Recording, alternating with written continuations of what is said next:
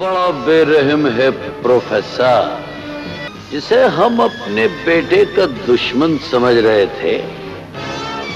वो हमारा भी पुराना दुश्मन निकला। पाकिस्तान में ऐसे फनकारों की तवील फहरिस्त है कि जिन्होंने दिहाइयों तक अपने फन का मुजाहिरा किया, अवाम की मोहब्बत समेटी, करियर में कामयाबियों की बुलंदियों को छुआ। उनके फन को उनकी मौत के बाद भी सराहा गया, लेकिन बदकिस्मती से उन्हें हुकूमती सतह पर कोई बड़ा अवार्ड नहीं मिला। उन फनकारों में से अब एक नाम अफजाल अहमद का भी शामिल है, जिन्हें उनकी हयात में किसी अवार्ड से नहीं नवाजा गया। अब उनकी वफात के बाद हुकूमत ऐसा कुछ करेगी, इस बारे में कहा नहीं जा सकता। अफजाल अहमद किन खूबियों के मालिक थे, वो अदाकारी की दुनिया में क्या मकाम रखते थे, इतने बासलाहियत अदाकार को सदारती अवार्ड से क्यों महरूम रखा गया। पाकिस्तान के सबसे कामयाब विलन के फन की बेकदरी की दास्तान हम सुनाएंगे आज की इस वीडियो में। मैं छोटा सा था तो मेरी माँ मुझे छोड़कर उस जहान में चली गई जहाँ से लौट के कोई नहीं आ। बाप ने आजादी महसूस की तो वक्फे वक्फे से 3 शेरे सजा कर 3 निकाह कर दी। फिल्म, टेलीविजन और फनून लतीफ़ा से दिलचस्पी रखने वाले यकीनन ये जानते हैं कि 70 की दिहाई में पाकिस्तान की छोटी और बड़ी स्क्रीन पर एक चेहरा नमूदार हुआ, जिसने अपनी खूबसूरत परफॉर्मेंस, उम्दा डायलॉग डिलीवरी और दिलकश आवाज के जरिए नाजरीन और फिल्म बीनों के दिलों में न सिर्फ जगह बनाई, बल्कि स्क्रीन पर मौजूद ऐसी काबिल एतमाद शनाख्त की सूरत इख्तियार कर ली जिसकी मौजूदगी सबके लिए काबिल तवज्जो और बाइसे कशिश हो सकती है। वो ये भी जानते हैं कि किरदारों में पहचान हासिल करने के साथ इस फनकार की ये मुस्बत खूबी भी ज्यादा देर पोशीदा न रह सकी कि ये बासलाहियत फनकार सिर्फ विलन ही नहीं, एक हम्मा जहद खूबियों का मालिक, हर फन मौला अदाकार है, जो जहां जिस किरदार में मुंतखब हो उसमें ढलने और उसे हकीकत के रंग में ढालने का गुर जानता है। और ये सिर्फ तजुकम फनकारों का मुकद्दर होती है। उन्हें ये भी मालूम है कि अशफाक अहमद के तहरीर करदा उच्चे ब्रिज लाहौर दे और मुन्नू भाई के लिखे जजीरा से लोगों की तवज्जो, मोहब्बत और नाकदीन की ताईद हासिल करने वाले इस फनकार ने अपनी जानदार परफॉर्मेंस से कितने ही किरदारों को जिंदा जावेद किया।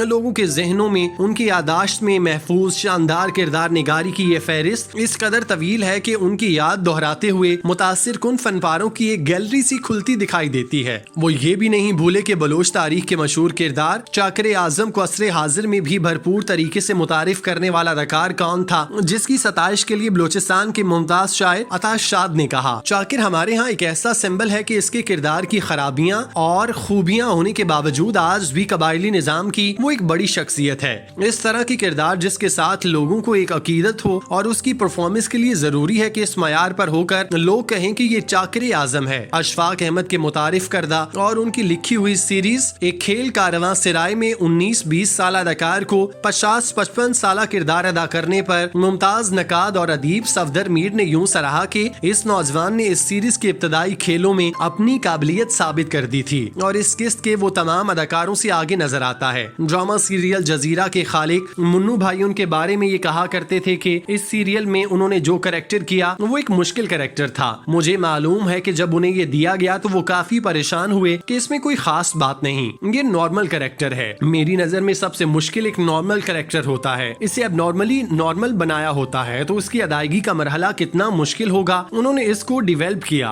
उन्हें ये भी याद है कि लाहौर में थिएटर की दुनिया में इनकलाब लाने का अनोखा ख्याल किसके जहन में आया और टेलीविजन और फिल्म की तरह अपनी तख्लीकी काविशों से थिएटर पर नए रुझानात पेश करके नए फनकारों को मुतारिफ कराने के साथ नए मौजुआत की तलाश करके किसने अपना सिक्का जमाया और कामयाबी की नई तारीख रकम की। शायद वो सब ये जानते हैं, मगर क्या वो ये जानते हैं कि अफजाल अहमद, जिसकी फनकाराना कद्दो-कामत, परफॉर्मेंस का आला रिकॉर्ड और हम्मा जहद पेशा वाराना शख्सियत किसी भी कौमी एजाज के लिए बाइसे इफ्तिखार हो सकती है। वो आज जिंदगी के कमोबेश 30 साल परफॉर्मेंस आर्ट्स को वक्फ कर देने के बावजूद, अनगिनत उर्दू और पंजाबी फिल्मों में खासो आम से दाद वसूल करने के बावजूद, बेशुमार टीवी ड्रामों, सीरियल्स और सीरीज के किरदारों को जिंदगी बख्शने के बावजूद, नई जहद के थिएटर तमासील की बुनियाद रखने के बावजूद, पाकिस्तानी थिएटर की तारीख के सबसे तवील अरसे चलने वाले खेत, जन्म जन्म की मैली चादर की बेमिसाल रिकॉर्ड तोड़ कामयाबी के बावजूद किसी कौमी एजाज के मुस्तहिक करार नहीं पाए। जी हाँ, ये हकीकत है कि अफजाल अहमद, जो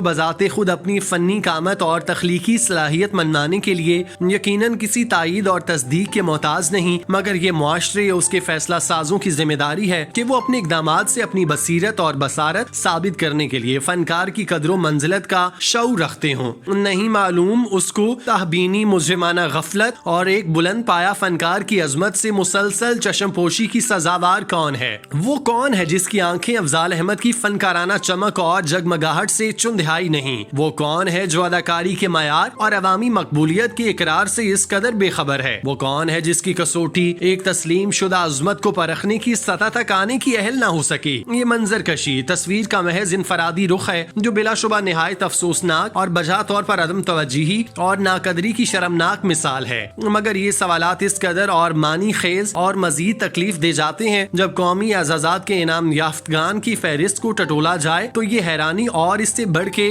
صدمہ دو چند ہو جاتا ہے کہ کیوں کر ممکن ہے کہ افضال احمد جیسے بلند قامت کو یہاں ابھی تک شمار نہ کیا گیا ہو۔ یہ سارے سوالات ابھی جواب طلب ہیں، مگر اس کہانی کا المیہ یہ ہے کہ فن سے عشق اور کام سے جنون کی سزا بھی کسی اور کا نہیں، ایک حساس فنکار کا ہی مقدر ہوئی۔